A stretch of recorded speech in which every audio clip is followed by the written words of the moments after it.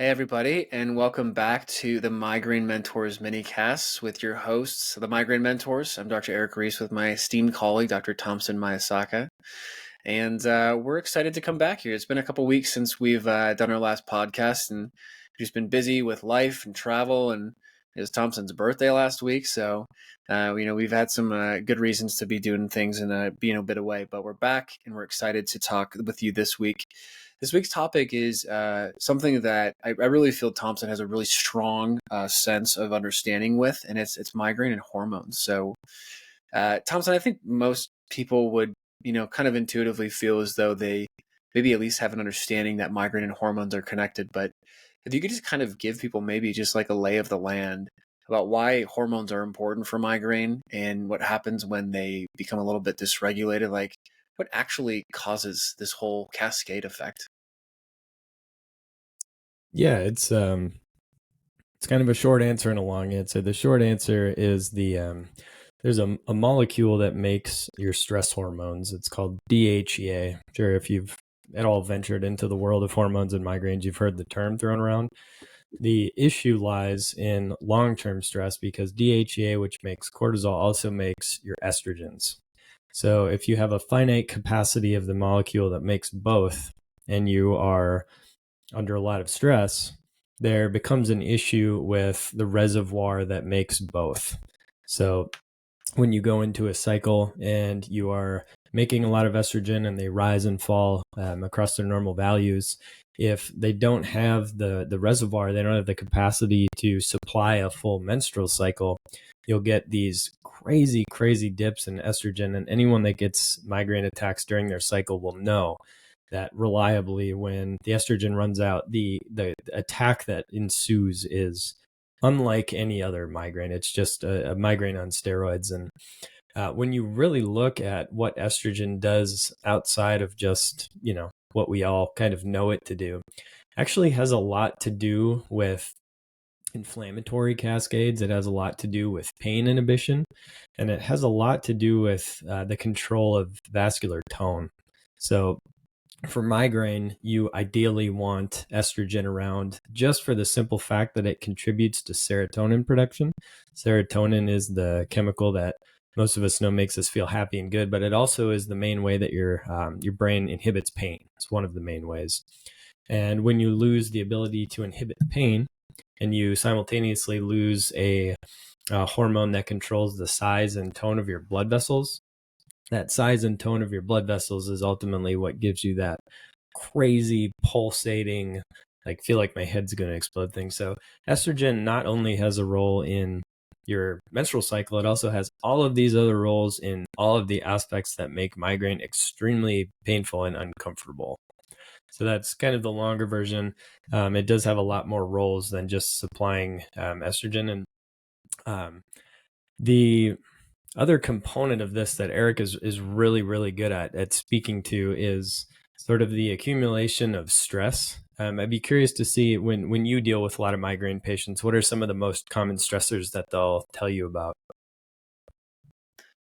I think a majority of them, I would probably put them into a couple of different camps, actually. So one of them is, I would say, environmental stressors. And I'm not just talking about like environmental toxins, but I'm talking about just like lifestyle, work stressors, personal relationship stressors. Like you just really can't underestimate the impact of that. You could be doing all the best diet, best nutrition, best sleep, best exercise. But if you're like living with somebody who drives you insane, like that will always be stress provoking. Or if you have somebody at work who's just driving you mad, like that will always be a trigger for you. And so I'd say one bucket is environmental, which is like kind of outside your control. I think another one would be like a metabolic stressor, right? So kind of like what you're mentioning, if somebody's got too much or too little of a specific hormone, or if there's like, different aspects where you're inflamed and you're skewing your hormonal profile in one direction or another, there's stressors with that.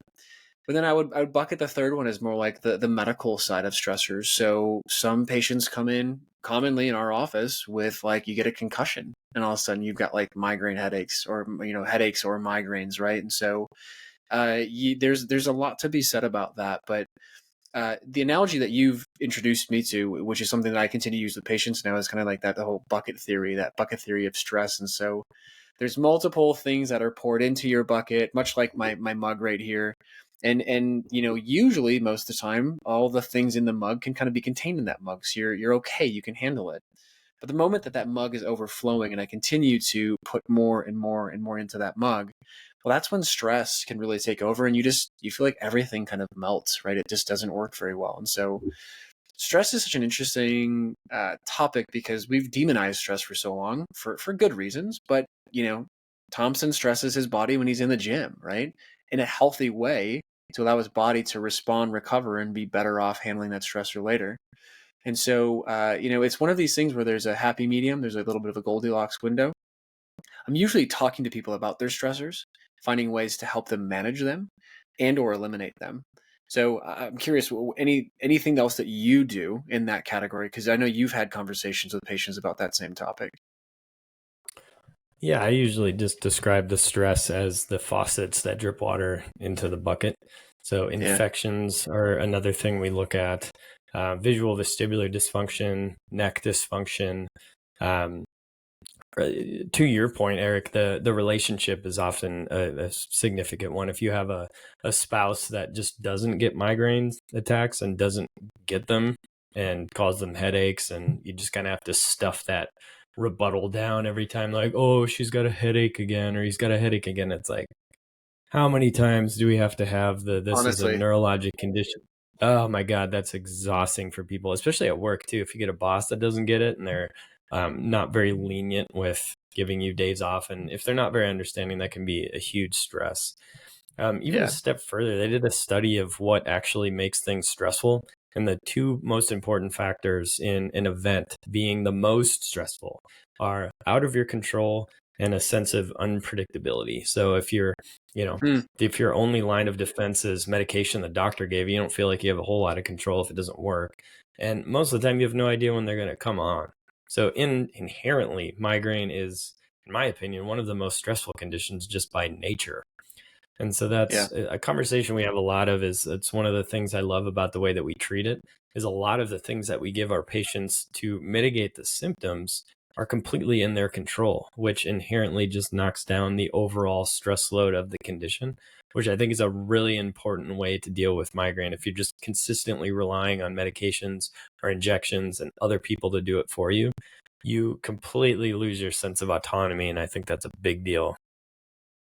Well, we were talking about this earlier today. Like, what do we believe really separates us from the rest? And I really genuinely believe that one of the biggest things that we can provide that I don't think many other clinics do is the fact that we just genuinely care and we're there to support people, right? And so when you have somebody there who can help mitigate all of the unknowns, be your healthcare kind of co-pilot, and help be along there for your journey to guide you in the right direction and teach you, educate you, empower you. I mean, you are able to actually maybe see the light at the end of the tunnel. You take all of this uncontrolled chaos and you're like, okay, well, let's create an action plan. Let's get you a game plan that's personalized for you and only for you to actually help you get the results that you're looking for. And so I agree. I think it's the unknowns. I think it's the doctors coming in and talking over patients' heads, or not really listening to them. I just heard a girl on TikTok talking about she went to go see an ENT, and this was unfortunately in South Dakota, and she went to this clinic, and this doc just like berated her and like didn't even listen to her and told her that her ear issues or inner issues were like because she wasn't resting her jaw as much as she should, and like he can't help her. It was like, this is horrible, horrible post that went viral for probably all the right reasons. But it's a great reminder for us as docs is like, listen, we have control and we have power to help people. And if we don't take advantage of the opportunity to listen to them and connect with them, and I really feel a lot of that is lost. And I think we do a great job of that. I think we are always getting better at it. And just giving people that sense of hope that maybe there is an option for them is something that I will continue to get better at for the rest of my career, right? So the whole stress Right. conversation is interesting and the way that plays with hormones. So for somebody out there right now, I know we're kind of getting close to time, but somebody out there right now who's like, okay, well, I know that there's a correlation there. I know that this is an issue for me. what are maybe some like quick things or habits that you would empower people to get into to see if they can help themselves? Yeah, I think that's a great segue. There's a little bit of this in our newsletter this week. It's the topic. The main article is a pro tip on it. If you are dealing with hormone issues, just understand that there's two ways. Neither way is necessarily better than the other. They both just have pros and cons. So if you go the medical route, it does work a little faster. They'll typically give you some form of injection, bioidentical hormones. Um, it can be effective. The only knock I would say on it is typically the assessment process is a single reading of either cortisol or estrogen. And if you've ever ran something called a Dutch panel, it's a very comprehensive way to assess that whole system. You'll see that cortisol and estrogen have rhythms. So specifically cortisol will peak in the morning and then gradually decrease throughout the day. And we routinely see people when we supplement where in the morning they may need to inhibit cortisol and at night they need to support it. And that's a very common thing of having a sort of an asymmetric profile like that. And so with that, if you're not assessing for that and then having specific strategies based on where your levels are high or low, sometimes those injections can miss the mark on those other readings. That's the only caution I have with the medical approach, is it does tend to work pretty quick if you do it accurately. If you get someone that's just kind of rushing through it and doesn't assess the whole thing, it can get kind of gnarly. You also can't take it back once you do it. So the sort of pros and cons of the other way, the way that we do it, the pros are you can assess the entire day. So you can supplement based on where you're high and low. And the process is essentially giving your body precursors it needs to make the hormones on their own. So the idea is you give the body what it needs, reteach it how to produce those hormones at normal levels. And then over time, you wean off the hormones, or I'm sorry, the supplements, and then your body just makes them naturally. So it's a little bit more holistic. It does take a little bit more time. Usually takes about 3 to 6 months to do effectively. And you have to buy supplements, which usually aren't covered by insurance. I would say those are the big cons. So it's no right or wrong way to do it. Some people are just like, just give me the shot. I want to feel better now. Other people are a little bit more holistically minded. In my opinion, doing it the supplement way gives you a little bit more autonomy. Long term kind of re-regulates the whole system to work normally, which most people, especially if they've been exhausted by the medical route, are a little bit more privy to. So just explore your options and just choose the one that works for you. I'm not trying to sway you one way or the other. Just trying to inform you so that you can make the right decisions. Just know there's incredibly comprehensive testing out there, and I've seen it enough times to know that it works if you do it effectively.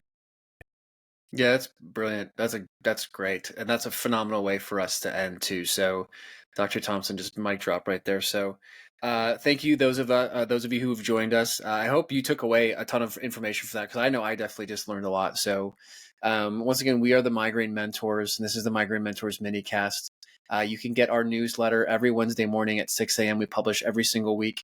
Our goal is to educate, empower you, and to show you that you can change your brain by changing your habits, your diet, your lifestyle, your beliefs, and all the things that we include in the newsletter. So that's it for all of us. We'll be tuning in again next week to bring more information for you. And if you're a subscriber, thank you for subscribing to the newsletter. And if you're not a subscriber yet, go and check out the description of the YouTube video and go sign up today. We'll see you soon.